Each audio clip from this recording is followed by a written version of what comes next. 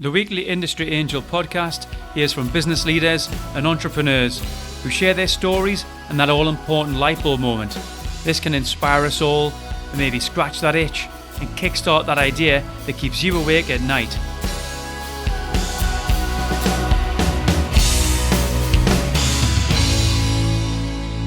Welcome to episode 33 of the Industry Angel. Nice to have you with me once again. Whether you're commuting, running, chilling with a coffee, thanks for downloading. And of course, thanks for your recent contact. If you're at a desk or near a pen, I want you to jot down your 3 biggest challenges you're facing right now. Then open up a new email and send them to host@industryangel.com. They can be personal, business related, I'm easy. As Howard Jones once said, I'd like to get you know you well. If you're a millennial, you'll just have to Google that.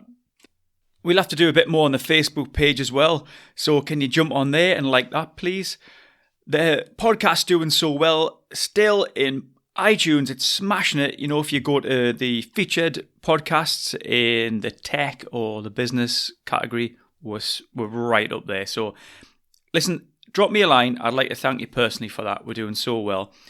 I've got a special shout out this week to Jemima Murray and Class 4C of Moorlands Junior School in Sale. Now, 4C are a bunch of super enthusiastic techies. They've been listening to the show. So this is the next generation of business leaders and they're super interested in podcasting right now. So next time I'm down your way, 4C, I'd love to pop in, spend the lesson with you. You can teach me some of your skills.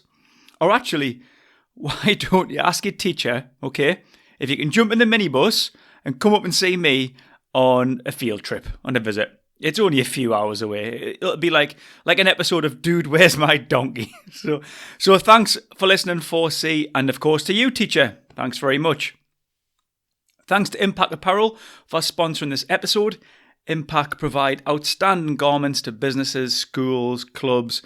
They've done a great job with our corporate workwear for Far North. So if your business is looking to stand out in style, head over to impactapparel.com. I've negotiated 10% discount for listeners. Maybe we should get some Industry Angel t-shirts designed as well, eh? We'll see what we can do. Right, I've mentioned before how you guys love book competitions. Well, this time we've got a free paperback book for everyone. Listen on. Today we have fellow podcaster and author Matthew Turner. Welcome to Industry Angel, Matthew. Hey man, an absolute pleasure to be here. How are you? Excellent. I'm top of the pops. How are you? Yeah, not too bad at all. Been up early, went for a run, already got a lot of sort of my early tasks done. So yeah, good. We're not even hit midday, so I'm always happy when I've had a productive start to things. Well, we're both happy because we're both in the same time zone, which is unusual for us, yes. Absolutely, yeah. Always good to speak to a fellow Brit. It just makes things so much easier when you're in the same time zone. It certainly does. So, Matthew, I must thank you, first of all, for reaching out after finding Industry Angel. I know you dropped me a message as you've spent a significant chunk of your time, and I'm sure you'll tell us how long, researching and interviewing 163 of the world's best business minds about their business mistakes. And that's for your book, The Successful Mistake, yeah? Absolutely. Yeah, that is basically the rundown. I worked on that book in some form or another for 4 years. The interviewing process took pushing on 2 years. It wasn't like I just focused solely on the book and I was doing nothing else. But yeah, it was an amazing journey and speaking to 163 people. And I started this pretty much from day one of my own sort of entrepreneurial journey. So I didn't have any contacts. I didn't have any sort of network. So it was a great way to kind of build that up, build relationships and learn a lot of things that I believe new entrepreneurs need to learn. Sure. And I know why it took you 2 years because doing this show as well, I know it takes up a lot of your time, and 163 is, I mean, why 163? Was that just, did you get the end of it, your tether and think that'll do, that's enough? Well, no, my initial thing was I liked the idea of, first of all, could I get 250 people involved? But I thought a good chunk of them would be maybe a survey. But once I started interviewing people one-on-one, I was like, I don't want a survey, I want to do this properly. And I always had in my mind it would be good to speak to 100 people like one-on-one. And then I kind of got up to that figure and was like, well, some of these have been email. I'd like to kind of have 100 people, you know, like Skype calls, things that I could use for a podcast and such. And then it rose to 150, and I was like, once I get to 150, I just need to like draw the line, otherwise I will never start writing this book. And by the time I just finished off the final few interviews here and there, it ended up being 163 people. So yeah, and then the fun began where I had to like re-listen to all those, make notes, highlight things, start the first draft, second draft, everything else. So it's been a pretty long, arduous journey, unlike any book I've ever written before. It's been insane, but a real true labour of love and an eye opener for me. Lots learned. It's interesting what you said there about, giving yourself a target and getting a 150 and then getting a 163. I guess in your mind, when you hit that 150, that was the time now that you actually started to have to kick into gear and write a book. Mm. And it was probably one of them easy things to just keep going, maybe keep doing more interviews and just, rather than actually start something, which is the hardest thing. Absolutely, yeah. I mean, to be honest, I look back now and I made this huge sort of deal in my head that the number of people would be the most important. And in a way it did, because I felt like a lot of books out there that focused on things like overcoming failure and mistakes, where they'd just focus on maybe a few people. So I wanted it to be something where I was touching base with a lot of various different entrepreneurs of different ages and industries and places in the world, to see if there was any patterns and if there was anything that was kind of cohesive in a sense of this is what does happen and this is how you overcome it. But I made a much bigger deal of the number than really it ought to be. It could have been a lot less. It's all about quality in the end of the day, not quantity. And as I look back, yeah, it was a delaying tactic, because the thought of actually then going to town on all of this and getting the sort of actual sort of notes taken, everything like that done, and then getting the first draft started, that's daunting. And it's daunting to start any project like that, any book. I've written novels too, and starting a novel is daunting, but to start something where you've got 163 interviews to kind of structure and get organized, it was terrifying. And yeah, I'm not going to lie, it was probably a good 3, 4, maybe even upwards of 6 months of dilly-dallying, procrastinating, I'm going to start this, but I'm not quite ready. Whereas in actual fact, I was ready. I was just scared to actually commit to starting. Sure. Sorry to call you out on that one. No, absolutely not. I think it's such an important thing, and I'm not embarrassed about it or ashamed of it in any way, because it taught me a lot. It showed, I still feel that now. I'll always get to a thing of a project. I love kind of planning something and structuring it, and getting it all sort of planned out in my head, and then I'll find myself not wanting to start, not wanting to actually do the nitty-gritty of the work. And I still sort of feel that obstacle is there, and it maybe will always be there for me. But I'm now able to go, look, am I prepared enough to actually begin? And if the answer to that is yes, in other words, I've got enough to start, then just start, and you will figure everything else out as you go along. And I think that's pretty good advice for general things in life. There's never a good time to do anything, really. You can plan and prep forever and a day. At some point, you just need to, get the bare minimals done, start, and go from there. 100%. Great advice. So, Matthew, in the show, we've got a diverse mix of guests. We don't shy away from failure. It comes up quite often in discussions. And failure tends to be more public than success does. And hopefully you can give us an insight today on maybe why we should embrace failure. Would you mind giving us a bit of a background, actually, Matthew? Where did this come from? What's your background? Well, my background is I suppose professionally I'm a marketer at heart. That's what my education's in. But my passion is to write. So I left my job to start, basically on my own business. I started following blogs, seeing people online doing things on their own back, and I wanted to finish my first novel. I wanted to have a bit more control over the kind of work that I did. I didn't really know what that would involve at the time. Would it be marketing consultancy? And I've dilly-dallied in lots of things over the last 4 years. And yeah, the book kind of developed from those early stages, because I found myself starting and I was scared of making mistakes and scared of failing. Pretty much everything that we've just discussed, planning, getting the business plan ready, but then actually being daunted by the next step, the actual nitty-gritty side of things. So one of the few things that I did in the early days was reach out to those who I know who have their own businesses or have been doing this for a little bit while, and just asking for their advice. And when I started speaking to them, I realized they were sharing stories about the times that they'd failed and overcome it. They were telling me about mistakes. They were telling me about obstacles and adversity. And they weren't doing so to scare me or put me off. I suppose just to open my eyes, like, this is just how it is. It is scary, but you learn from these.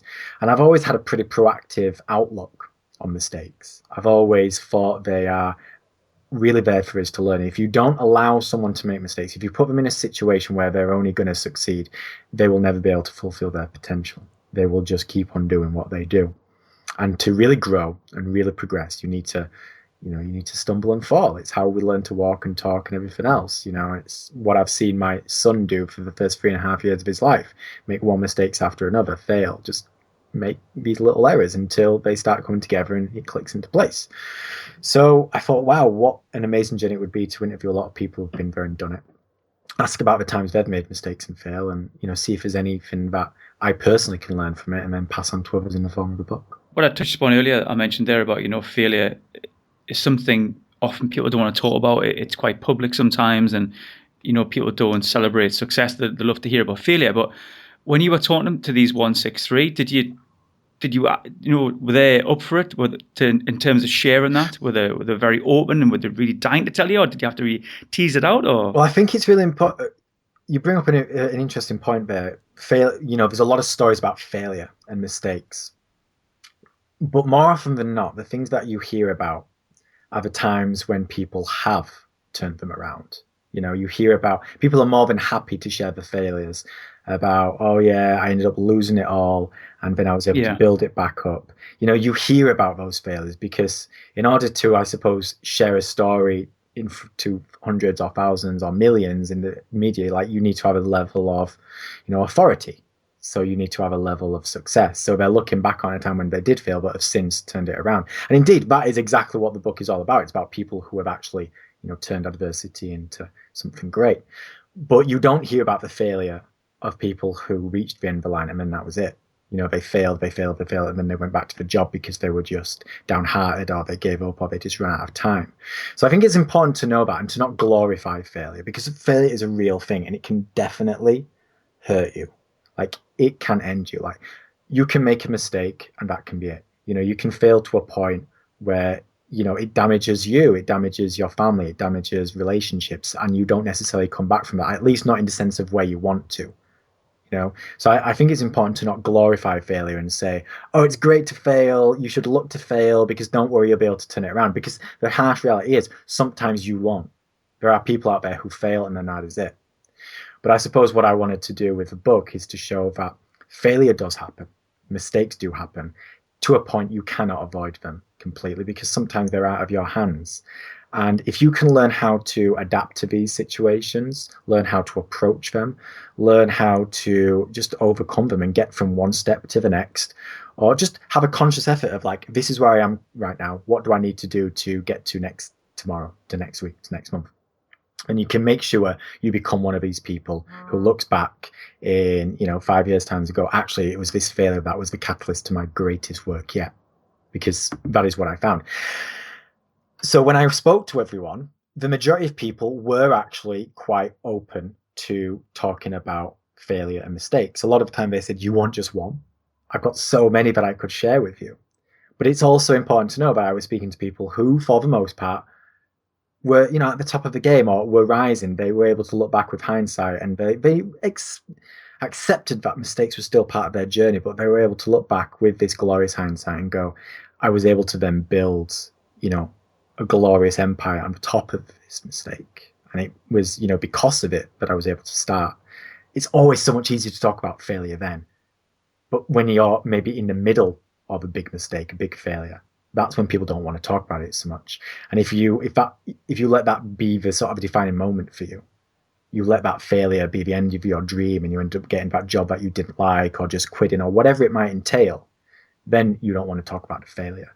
And I think that's why failure is scary, because people focus on, well, okay, I'm hearing all these people about how they turned it around. That's great. But if I'm not one of them and I don't want to necessarily face my failure, like I'm happy to listen to other people's and get inspired from that, but I don't want to face my failure because it feels so raw right now. And if you're not there yet, all you see from that failure and from that mistakes is it's hard, it hurts, it's pain, it's quitting. So I think it's such a fine balance. You don't want to glorify it, but you need to accept that it's real. And there is a way for you to turn it around with the right mindset, with the right approach, with the right tools, with the right resources. And if you do so, you can turn it around. But you also need to know that it's not guaranteed, that it takes a lot of hard work. And chances are there'll be a few more mistakes and failure on the back of the initial. I picked up on something I just jotted down there. Two key words were you said that you can't avoid. And you're right. I mean, people listen to this, they might be business owners, entrepreneurs, they might be entrepreneurs, they might be working within an organization now, but you're still going to make mistakes within an organization, not just running one. And so have you found that as well when you've been interviewing people? Because I guess before you go out and launch your own business, you would have worked for somebody. And if you've made those mistakes working for somebody else, hopefully when you work for yourself, you're not going to make them.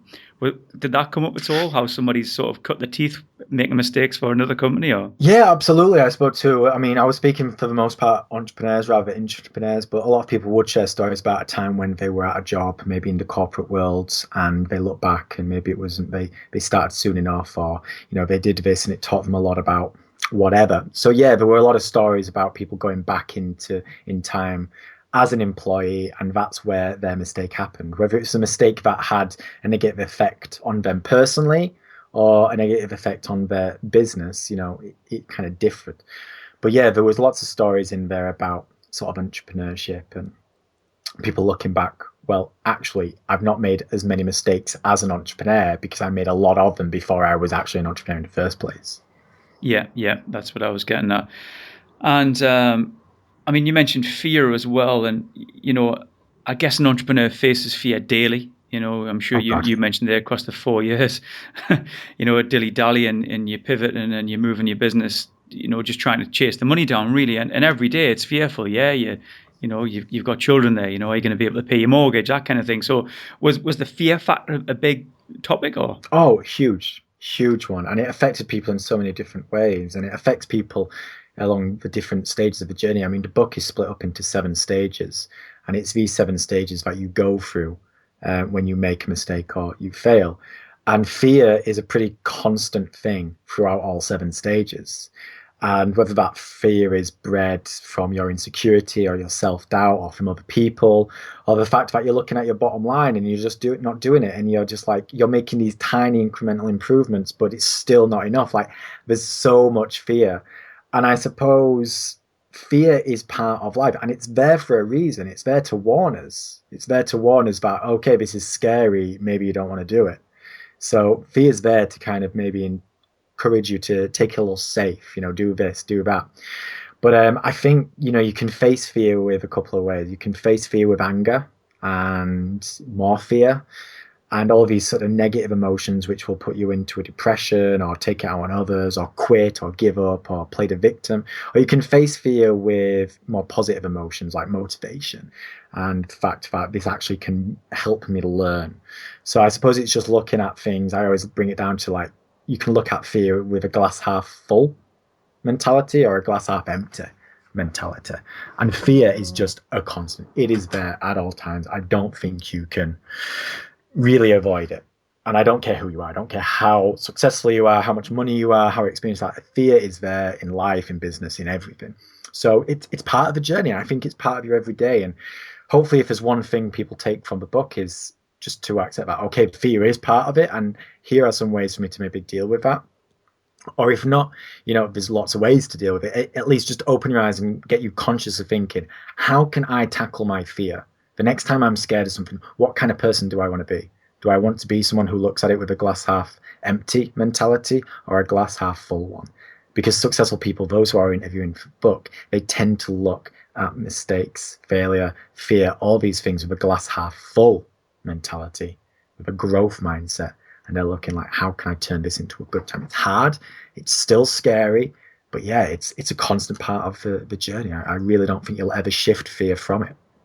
No, I don't think. I often sort of, wish I had a gift of hindsight. And you can look at, when you're 60, 70-year-old, look back and think, yeah, you're going to be all right, But I guess if you never had that fear, as you said there, it makes you make decisions. It keeps you on the ball. It doesn't make you sort of, just carry on as if it was going to be all right. You've got to keep that fear going. Yeah, I think so. I think the fear keeps you humble. It keeps you aware. Sure. It keeps you making sure you wanting to always progress, because if you're not fear, then you can very quickly become complacent, and that's possibly even more dangerous than fear. Exactly. So fear is not a bad thing per se, but it can be very damaging in the same way as a mistake. Like it's not to glorify fear. It's not to glorify failure. Like failure, like fear, can be a very strong and powerful resource for you. It can really help you turn a good idea into a great one. Something that's not quite ready into something that is brilliant and really truly serves people. Or it can be the end of you. So it can go one way or another. And a lot of the time it just comes to how you approach it, your mindset, and I suppose the decision making you make around the time. So you mentioned 7 stages there, Matthew. I'm going to put you on the spot. It's your book. You should know them. Here we go. Here we go. Well, yeah, it all starts with it. If people will probably be somewhat aware of this, I base it all around the 7 stages of grief. So, Okay. All people, right. if there's a loss of the family or anything like that, and that's what people associate these 7 stages with. But actually, these 7 stages are all based around change. So, whether it's a loss in the family or moving house or starting a new career, like these 7 stages are pretty much there at all times. It's whenever there's change thrust upon you for one reason or another. And it starts off with stage 1, which is shock, that moment when it hits the fan and you're like, oh God, this is happening. And you maybe want to start panicking, and when fear initially kicks in. The stage 2 is pain. So it could be financial pain, emotional, personal, physical. There's lots of various forms of pain, and there's not usually just one. There's often all 4. And it intermingles to, again, make you be more fearful, make poor decisions, etc. Stage 3 is bargaining, which is sort of aligned with like things like denial. So you start blaming others, blaming yourself, playing the pity card, just procrastinating, dilly-dallying like I did, pretending that it's not an issue that needs to be figured out today, but, I'll sort it out tomorrow, and I'll sort it out tomorrow. Stage 4 is the big one. It's depression. It's when, you just hit rock bottom. You get a point in time when you have a choice to make, where you either give up or you keep going. In the book, I don't I call it depression, but I'm like, it's not necessarily the same as what you think of depression. It's not necessarily like you're going to need to be on meds or that it's affecting your mood. Depression is just to a point where, like the pressure cooker eats you alive, and you're at a point where something has to change. It's eating away at you. Your mentality, everything has just been going down. This failure has led you to here, and you're at rock bottom. Maybe you've run out of money. Maybe, you're having to shut up shop. There's so many different ways. It can be very severe, or it can not be as bad. But depression is a very tough point, and it's when you don't think there's any light at the end of the tunnel. But as I'm sure you can guess, there usually is always light at the end of the tunnel. Like I say, sometimes failure is the end, but it's usually because someone has given up and they've let stage 4 get the better of them, and I don't want to sound harsh by saying taking the easy way out, because maybe it wasn't the easy way out, but they kind of gave up on it. They didn't pivot. They chose to, pack it in, whatever. And that leads you to stage 5 at the other end. If you can get out the other end of this depression, is the tipping point. That aha moment, or those series aha moments, I call it like the red car syndrome. It clicks into place, and you start to see that light at the end of the tunnel. You get that epiphany, you get that click where it's like, okay, I now know what I need to do. There's still a lot of work to come, and that comes in stage 6, which is reconstruction, where you actually go to work and you start changing. You turn. That is stage 6 is literally where you turn that bad time into something far better. And then stage 7 is acceptance. You mentioned it a couple of moments ago, that beautiful thing of hindsight. It's such an annoying friend. It's like that annoying friend who say, "Oh, I told you so." That is hindsight. It's like that annoying friend. Like, I told you so. It's like you don't need to hear that, and you can approach hindsight with a glass half empty view or a glass half full. You can look at hindsight and be like, "Oh, it's such a bitch. I hate it. Like, why couldn't I have known this sooner? If I did, I wouldn't have had to have gone through all this pain." Or you can look at it and go, "Actually, this is the lesson. This is what I needed to go to get to where I am today. What can I learn from this? I'm able to actually look back now. I've got this amazing opportunity where I'm able to look back over the last week, month, year, 10 years, whatever it might be. But what can I learn from it? What can I do?" And that is a big thing, I think, acceptance. You're able to accept that big time in your life, no matter how big or small the mistake or failure was, you're able to look at it and go, you know what, I'm able to smile about it now. It was painful at the time. I'm not going to deny it, but it's okay. I've come through it and I'm able to look back at it and learn. So that is the 7 stages. And you go through those 7 stages, whether it's a really tiny mistake that you can maybe right and wrong in a matter of days, or it's like a life-changing altering one. And those 7 stages happen, whether it's business, personal, they're pretty constant. And chances are you're in these 7 stages right now. You might be in various different stages all at once because it's life. You're not usually just, okay, I'm going to make one mistake and that's going to be it until I come through it. There's lots of moving pieces at all times. But hopefully, reading the book, you get to see what these 7 stages are. You become more conscious of where you are. You're able to just take a little bit of time to reflect each day and go, what am I feeling out now? Where am I? What do I need to do to kind of get to the next stage? And if you do it really well and you get to a point where you've got a more successful growth mindset, you can avoid those early stages. That shock hits and you can kind of skip stages 2, 3, and 4 and just jump straight to the tipping point. And that's kind of like, I suppose, the beauty of it all. If you can get to a stage where you are making mistakes or you're failing or you're coming across adversity and there's that shock, that initial pain, but you're able to just take a deep breath, go through the process that you know will work for you and just jump straight to the tipping point, then you're going to avoid a lot of pain, a lot of stress. You're going to avoid making small mistakes into big ones, and you're going to live a much more fulfilling and easy life. Do you think, people reading this book, you probably met people yourself who don't want to try for fear of failing. Is the goal of this book to help people like that, to say, yeah, you can go for it? I mean, look what these guys have done and failed, but start your project, go for it? Yeah, it's very much a book aimed for those still at the early stages of their journey. Yeah. So I'm trying to do a lot of work in places like universities. So students who are learning enterprise, it's an ideal book for them. It's also great for entrepreneurs who have maybe ambitions to start their own business at some point because it gives them all the knowledge and wisdom that they need before they even start. But it's also for those who are still in that, those early years. And I signed up to say that to the first 1 to 5 years, because I feel like you can still be a pretty new and raw entrepreneur figuring it out at year 5 or 6, because everybody's path is different, So it's not to say, once you reach year 3 of your business, that's it, you're not going to need this book. If you've got a lot of success, you're making money, you're progressing all the time, and you've gone through the thing where you're part of masterminds and you've got mentors and you've got coaches, you're making good money, and chances are this book isn't going to be a huge help for you, the sort of person who I would love to interview for the book, Yes, yeah. It's not to say that it's irrelevant for you. You're still going to make mistakes, but you probably have this mindset now, either, from the start or through trial and error, where you kind of know all this. It might not be as conscious to you, so it opens your eyes when you read it and go, oh yeah, I kind of like, this makes more sense to me now. But chances are you don't need that book. But if you're still sort of in those early stages and that fear's still part of it, then it's very much a book that you need, in my opinion at least, because it shows you that this is what people went through. And there's people who you will follow online who are in the book, and all you see is success. All you see is growth and money and fame and authority. But you hear their story and go, wow, they were like me 2 or 3 years ago. And that's huge, because it's like, wow, they actually did that, and they did it despite. In fact, let's remove the word despite. They did it because of this mistake that they made, and they got there. So yeah, as a book, I hope that it achieves 3 things for the reader. I hope that it entertains them by sharing stories from those who they look up to.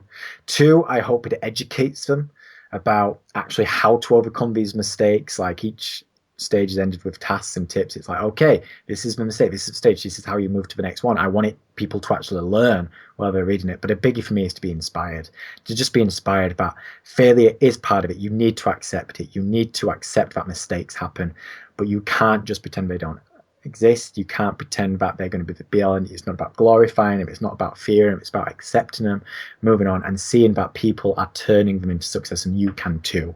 You just need to approach it in the right way. Before we wind down, Matthew, I'm really interested. Could you share, is there a specific story or a person? Could you enlighten us a little bit on a particular story that sticks out for you? Yeah, I mean, well, I'm going to sort of just push back onto you, like, what kind of story? Because I've got loads. I've got like the hiring mistakes, the people who have risen from the ashes after going bankrupt, the more personal things, the emotional states, the physical ones. I mean, I don't know, what kind of story would you particularly like to hear? Which is going to best, I suppose, relate to you and your audience? What do you think? Well, I think what was said earlier on there, and I know it's applicable to many of us, is the early stage entrepreneurs who daily have that fear, and if I was to quit now at the end of August, who's to say that 1st of October wasn't going to be, something really awesome, and just, trying to keep the faith. So has there been a point where you spoke to somebody and they've almost been at the point of quitting, and then suddenly something's happened literally a week or two later to turn them around? Or Yeah, I will actually. I'll kind of tell you a story from Michael O'Neill, who's a podcaster, Solopreneur Hour. Very successful guy these days, does lots of things like coaching and events and things like that. Great network, knows everybody. But for a long time, Michael was a very talented and was quite sought after, thinking like a designer, web designer. But he worked for other people. So he had money, he had success. But he reached a point, like he had this nightmare year of his life where he lost both his parents. And therefore, he kind of, all the money that he did have went on health bills and that kind of thing, because it's based in America and he doesn't have the luxury like we do in England, where a lot of things like that are covered by the NHS. And he just had this nightmare year where one thing after another led to it. And he kind of went from being this guy who had loads of possessions, loads of this, loads of that, to really nothing. He had to kind of go freelance because he didn't have the time to have a job. And he was just like at rock bottom. I very much believe he was, in stage 4 and depression. And he still knew quite a lot of people. He'd met this very rich individual, and he basically sat on this guy's couch, kind of pleading like, just please give me a job because I need it. And this guy said, like, I could get you a job like tomorrow earning, 200 grand a year, but I don't think it'd solve your problem. I think you still need to figure out what, you're wanting from this journey. You need to mourn your parents. You need to like actually have a bit of time to just let things go. And for the first time on this guy's couch, it's like billionaire's couch, Michael just kind of lost it and broke down a little bit. But it was the first time when he was able to take a step back and really mourn and really realize where he'd kind of gotten to, and realize, actually, what do I want from my life? So instead of just going to it, his parents always wanted to do a trip around Europe. I think his family's descendant from the Irish, with a name like O'Neill, of course. So he kind of took their ashes around Europe, and it was a time for him to do one, I suppose, last bon voyage with his parents, but also a time for him to really reflect and decide what he wanted. And this is a guy, he came back from this traveling with nothing to his name. And again, he had this point. He's like, okay, I've done my traveling bit now. I've recouped, I've mourned, I've done all this. What do I want to do? Should I go back to that guy and get that job? Should I work at it? Or should I take the scary route and, work for someone else?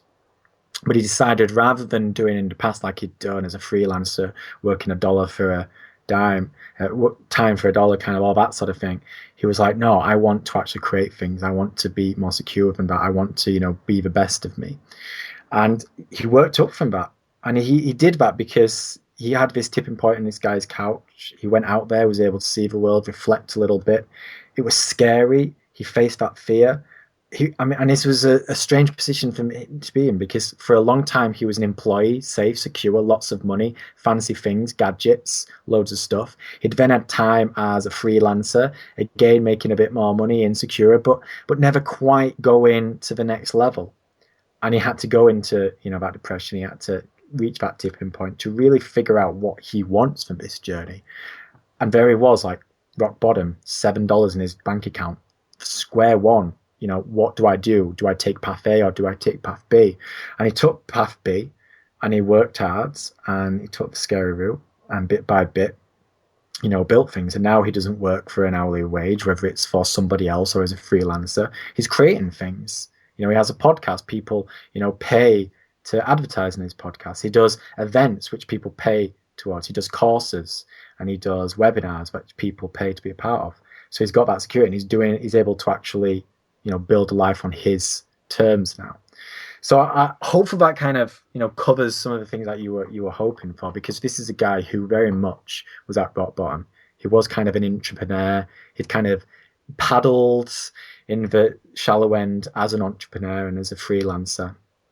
A lot of things went wrong, which were completely, for the most part, out of his control. These were mistakes or failures, whatever you want to call them, weren't really his fault. They were out of his control. It was just life kind of, just throwing one curveball after another to him.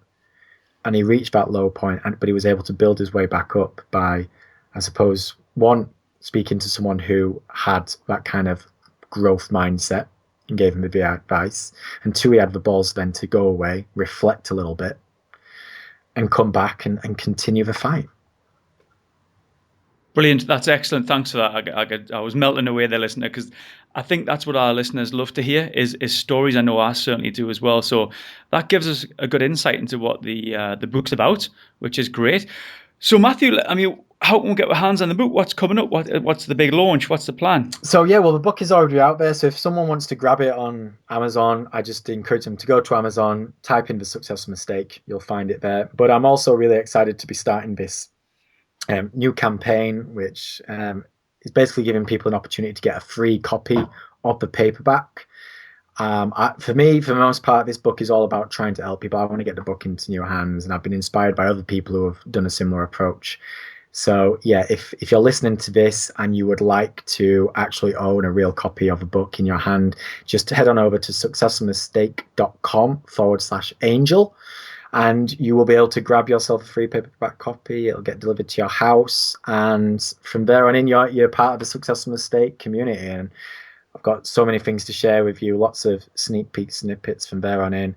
But if you prefer to read it on your e-reader, Amazon's where to go. And if you just want to learn more about the book, successfulmistake.com gives you everything you need. So yeah, 3 little links there. Amazon, successfulmistake.com, or successfulmistake.com/angel. That's like a bespoke page for you guys. And if you fancy a free copy of the book, please, by all means, enjoy.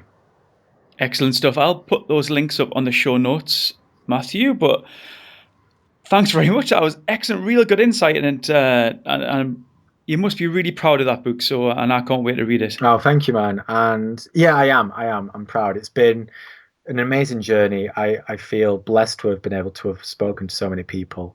And if people reading it get as much value, even half as much value from the experiences that I have, it'll be, a real sort of big win on my behalf. So yeah, proud moment. And it's been a pleasure speaking to you and sharing a few tales. Excellent. Thanks for your time, Matthew. Cheers. Thank you to Matthew Turner there. I really enjoyed that. I mentioned in the chat that the topic of failure has cropped up a few times, and more certainly the topic of fear as well. Industry angel community, you guys know fine well that everything we're looking for is on the other side of fear. I'm looking forward to reading Matthew's book, The Successful Mistake. Matthew's great offer will be linked to on our show notes on industryangel.com. Remember the Twitter feed, Facebook page, there's a LinkedIn group as well. And you can also join the mailing list. Just jump onto the webpage and there's a box to fill in. Or drop me an email, host@industryangel.com. Let me know your guest suggestions too. I've had some great ones lately. And don't forget to review the show on iTunes. So until next time, I'm Ian Farrer. This is the Industry Angel, and thanks for listening.